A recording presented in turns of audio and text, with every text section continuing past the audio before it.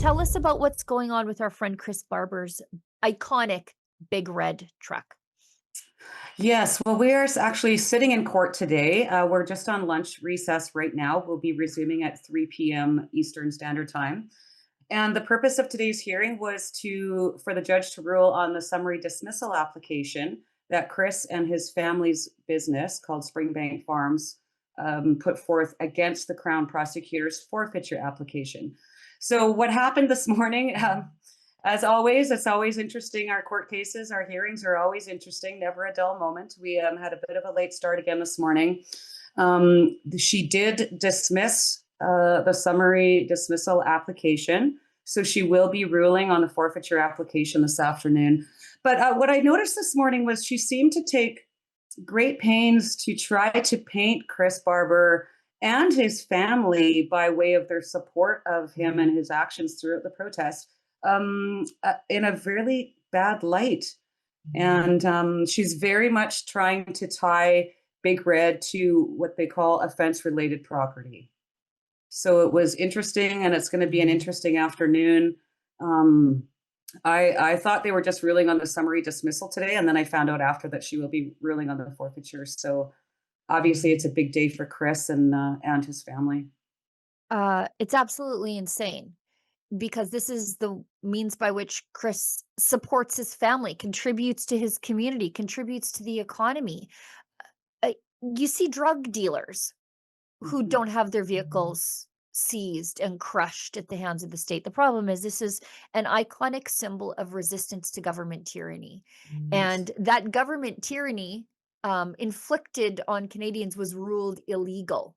But nobody's crushing any of the police cars involved in the crackdown on the Freedom Convoy. They're, crushing the symbols of the Freedom Convoy. It makes absolutely no sense whatsoever. No, but there hasn't been too much about this case that has made sense. No. Looking back through the whole thing, I mean, there's so many things that have happened that it's a crapshoot. We just never know what to expect anymore. And once again, this morning was just another roller coaster of emotions. And so we'll see what this afternoon brings. But my thoughts are definitely with Chris and his family, Yeah. and not only that, but this is going to affect all Canadians going forward. Yeah. This case has never been just specifically about myself and Chris Barber.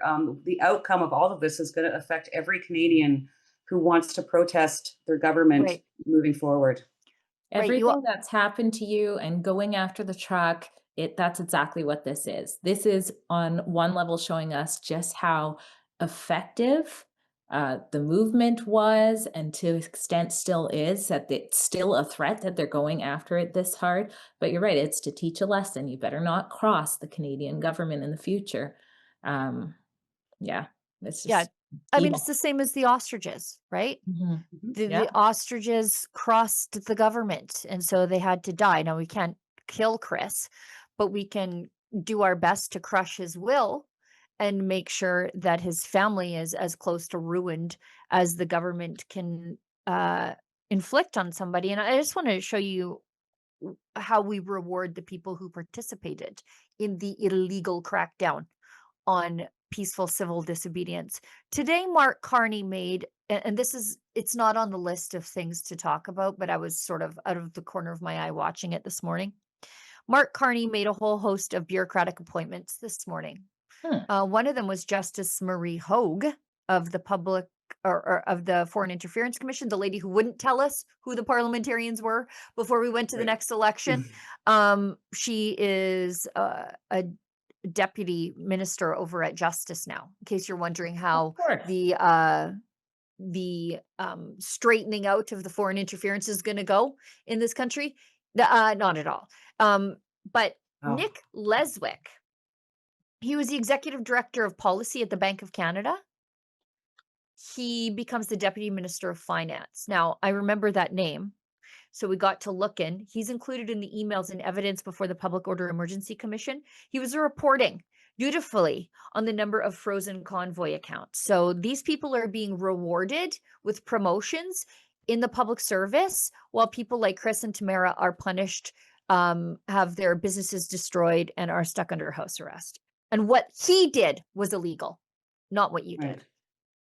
Well, and that's just the thing, isn't it? I mean, we'd like everyone, they've dealt with us through our trial, basically. Obviously, that's ongoing with the appeals process and everything that's happening now. But I mean, it would sure be nice for some accountability and justice to happen to the people that basically forced us to do what we did. I mean, we all remember what that time was like. Yeah. And when is accountability coming? And I firmly believe that until that happens, and there's some form of legitimate investigation, Canadians cannot heal and they can't move forward. Right. We need our own Truth and Reconciliation Commission, but ours will have probably a lot more truth in it than the Yes, previous yes, one. exactly.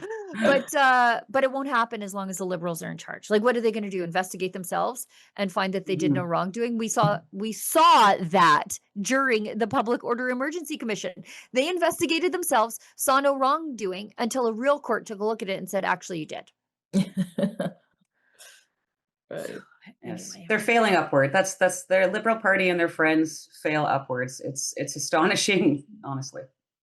It is and it isn't. I mean, Mark Carney was Justin Trudeau's chief economic advisor in a time when our economy was in full free fall, and now he's failed into the prime minister's office. So this is just the rules of the game in Ottawa. It's a big party and we're not in it. We just pay for it. Yes. Canadians know the national anthem. They stand in silence to remember those who died for this country. But not every Canadian knows their rights and freedoms. The Freedom Passport will change that. It looks and feels like a Canadian passport, but contains the Canadian Charter of Rights and Freedoms in a portable, easy-to-read format. The Freedom Passport. Order one for yourself and for all the freedom lovers that you love at freedompassport.ca.